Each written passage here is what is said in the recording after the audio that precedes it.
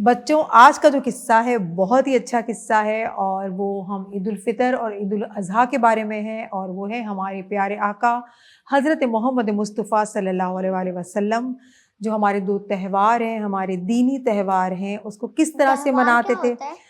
عید آتی ہے، صحیح ہے، فیسٹیول ہے، ہمارے مسلمانوں کا فیسٹیول ہے، عید ہے، پھر عید الاضحیٰ ہے۔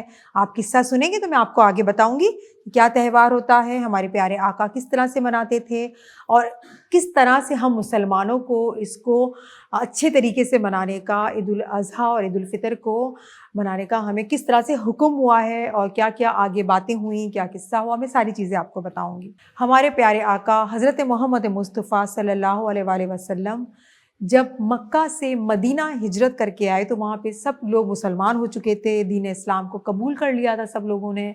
تو پھر جب انہوں نے دیکھا ہمارے پیارے آقا نے کہ جو پہلے جو مدینہ کے جو لوگ تھے، پہلے وہ کافر تھے، ٹھیک ہے، انہوں نے اسلام نہیں قبول کیا تھا، پھر وہ مسلمان ہو گئے۔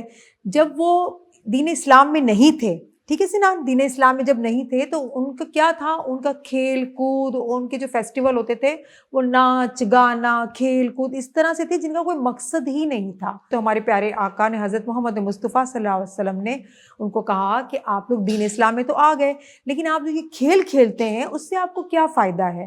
کوئی فائدہ ہے؟ آپ کو کوئی بھی فائدہ نہیں، آپ کا وقت ضائع ہوتا ہے، آپ کا پیسہ ضائع ہوتا ہے، اور کسی کو کچھ حاصل بھی نہیں ہوتا، آپ کچھ سیکھتے بھی نہیں ہیں۔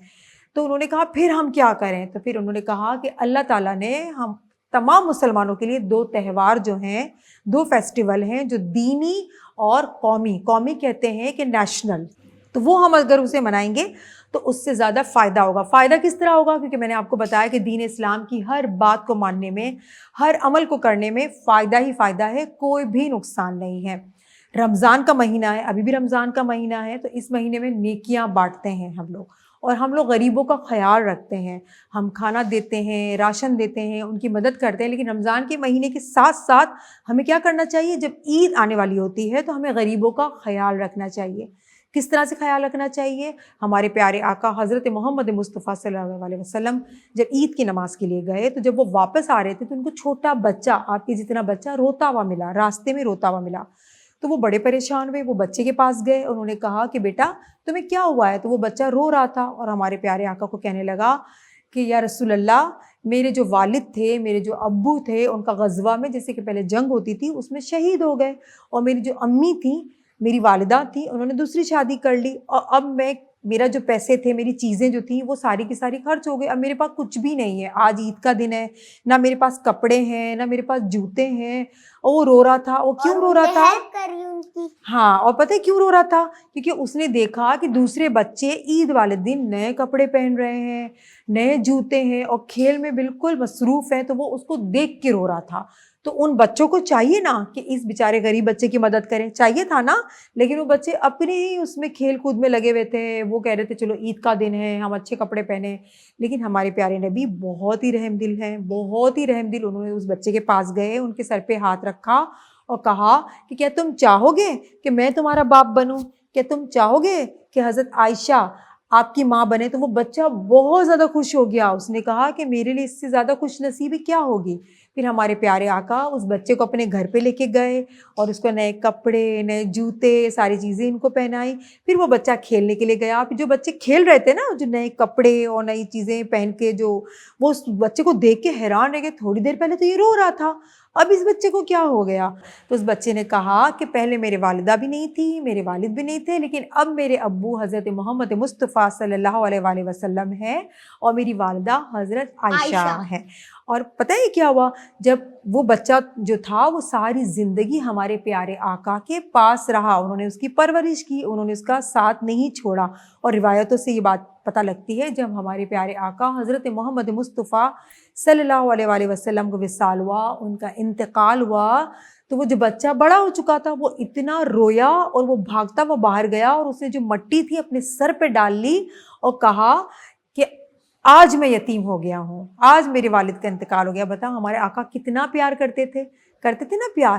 تو ہمارے جو تہوار ہیں اس کو ہمارے پیارے آقا حضرت محمد مصطفیٰ صلی اللہ علیہ وآلہ وسلم بہت خوشی سے مناتے تھے. عید کا دن بہت خوشی کا ہوتا ہے، لیکن اس میں بچوں، آپ بھی بچوں سنیں کہ اس میں دوسروں کا بھی آپ خیال رکھیں. ہم رمضان میں تو خیال رکھتے ہیں، افطاری بھجواتے ہیں، راشن بانٹتے ہیں، ایک دوسرے کو کھجور کے پیکٹس بھجواتے ہیں، کپڑے دیتے ہیں، لیکن آپ کو عید پہ بھی سب کا خیال رکھنا چاہیے. دیکھنا چاہیے اپنے سراؤنڈنگ میں، اپنے نیبرز میں کہ کوئی غریب تو نہیں ہے، کوئی ایسے لوگ تو نہیں ہیں جن کو کپڑے نہیں مل رہے، جن کو ساری تیاری نہیں ہوئی. آپ اگر تیار ہو کے اچھی طرح سے گزریں گے. اور پہلے نا وہ نا غریب بچہ تھا، وہ نا برابر والوں کے گھر کے پاس کھڑا ہوا تھا.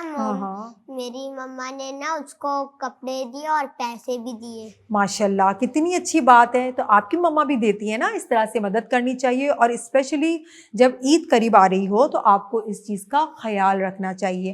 اور عید کا دن ہمارے پیارے آقا حضرت محمد مصطفیٰ صلی اللہ علیہ وآلہ وسلم نے اتنی اہمیت بتائی ہے، اتنی خوشی کا دن ہے، وہ جشن کا دن ہے، کیونکہ ہم پورے رمضان روزے رکھتے ہیں اور عید کا دن ہے ہمارے لیے ایک گفٹ ہے اللہ تعالیٰ کی طرف سے. آپ اس دن خوشیاں منائیں. اور آپ کو پتہ ہے عید کے دن روزہ رکھنا حرام ہے. عید کے دن ہم روزہ نہیں رکھ سکتے. اللہ تعالیٰ نے ہمیں خوشی کا دن دیا ہے. بہت سارے لوگ رمضان کے بعد بھی روزہ رکھتے ہیں. روزہ رکھتے ہیں، ہاں رمضان میں روزہ رکھتے ہیں. اور دوسری عید جیسے عید کا سیکنڈ ڈے ہوتا ہے آپ روزہ رکھ سکتے ہیں. لیکن عید کے دن کی کتنی اہمیت ہے. ہمارے پیارے آقا نے بھی یہی فرمایا کہ عید کے دن عید میں سب کو پیسے دیتے ہیں اور دوسری عید میں قربانیاں کرتے ہیں. ہاں وہ جو عید الاضحیٰ ہوتی ہے اس کی بات ہو رہی ہے. لیکن عید الفطر وہ بقرعید ہوتی ہے جسے ہم بقرعید کہتے ہیں. تو عید الاضحیٰ کی اتنی اہمیت ہے کہ تمام لوگ نئے کپڑے پہنتے ہیں، رشتہ داروں کو دعوت دیتے ہیں. اس میں کوئی بھی چھوٹا بڑا غریب امیر نہیں ہوتا. اور اس کی مثال ہمیں ملتی ہے ہم جب عید کی نماز پڑھنے سارے آپ بچے بھی جاتے ہیں، آپ کے ابو بھی جاتے ہیں، آپ کے ابو بھی جاتے ہیں. آپ کو اس کی مثال ملتی ہے کہ آپ کے برابر میں کون کھڑا ہوا ہے، کون امیر کون غریب، آپ کو اس کا پتہ ہی نہیں لگتا. یہ عید کی یہی تو خوبصورتی ہے کہ آپ عید سے پہلے آپ غریبوں کی، ناداروں کی، آپ ان کو ڈھونڈتے ہیں. اور ڈھونڈنا بھی چاہیے. ٹھیک ہے، آپ جیسے بچے بتاتے ہیں نا کہ ابھی ہم نے دیکھا ہے چھوٹا بچہ، اس کو کپڑے دیے، اس کو پیسے دیے.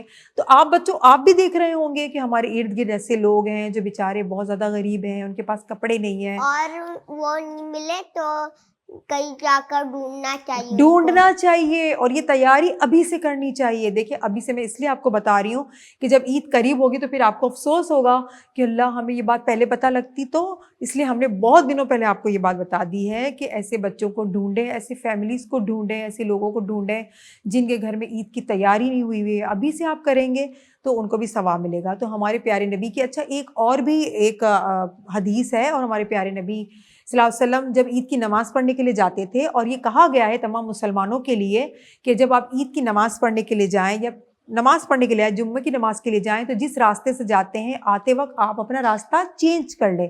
آپ کو لگے گی نا یہ کیوں بھائی ایسا کیوں کریں؟ اس لیے کریں کہ جب ہمارا حساب ہوگا قیامت کے دن، جب قیامت جو آئے گی اور تمام لوگوں کا حساب ہوگا تو زمین کا ایک ایک ٹکڑا گواہی دے گا کہ یہ بندہ اس راستے سے چل کے میرے لیے نماز پڑھنے آیا، اس راستے سے چل کے نماز پڑھ کے اپنے گھر کی طرف آیا.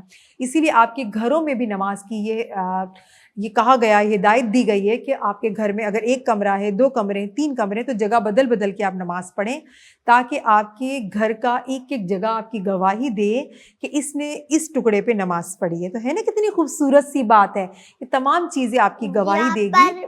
کھلی جگہ جہاں پر شور نہیں ہو رہا وہاں نماز پڑھتے وقت بالکل بھی شور نہیں کرنا چاہیے. کیونکہ لوگ کیا کرتے ہیں، بچے کیا کرتے ہیں، موبائلز پہ گیم کھیلتے ہیں نا. اگر آپ کے گھر میں کوئی نماز پڑھا ہے تو وہ ڈسٹرب ہوتا ہے، اتنی تیز آواز ہوتی ہے. بالکل میں بھی آپ کو کہتی ہوں نا نماز ہو رہی ہے، آواز بالکل کم کر دیں. نماز پڑھ رہا تھا نا ڈرائنگ میں، صافن مجھے ہنسا رہا تھا. تو یہ تو بہت بری بات ہے، ہنسانا نہیں چاہیے.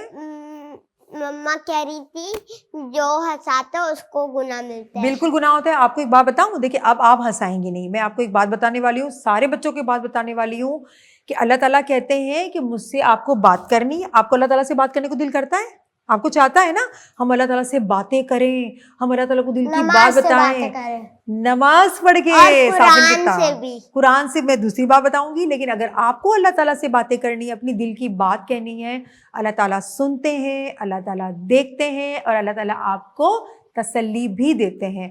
अगर आप चाहते हैं कि आप अपने रब से बातें करें, बच्चे हैं, क्योंकि बच्चे बहुत सारी कंप्लेन करते हैं कि हमें इसने ये किया, हमने उससे ये किया, तो आप अल्लाह ताला से नमाज में बातें कर सकते हैं, है ना, इतनी अच्छी बात। और आप चाहते हैं कि अल्लाह ताला आपसे बातें करें, तो आप कुरान शरीफ पढ़ें तर्जुमा के साथ, और वो वाला तर्जुमा जो ज़बान आप बोलते हैं, जो लैंग्वेज और आप समझते हम हैं। छुपे में हाँ हाँ, किसी को भी हम नहीं दिखते, लेकिन अल्लाह ताला देख रहे होते हैं। बिल्कुल सही, अल्लाह ताला देख रहे होते हैं। और जब हमारा ईमान और बच्चों का, बड़ों का ईमान इस बात पे हो जाए कि अल्लाह ताला हमें देख रहे होते हैं, तो हम कोई भी गलत काम नहीं करेंगे, चोरी नहीं करेंगे, झूठ नहीं बोलेंगे। देखिए छोटे बच्चे होते हैं ना, उसको पहले से बचपन से सिखाएं आप, छोटी छोटी बातों को लेके आप हमारे अंबिया की बातें इनको बता सकते हैं, क्योंकि कुरान शरीफ जो है पूरा का पूरा ज़ाब्ता हयात है।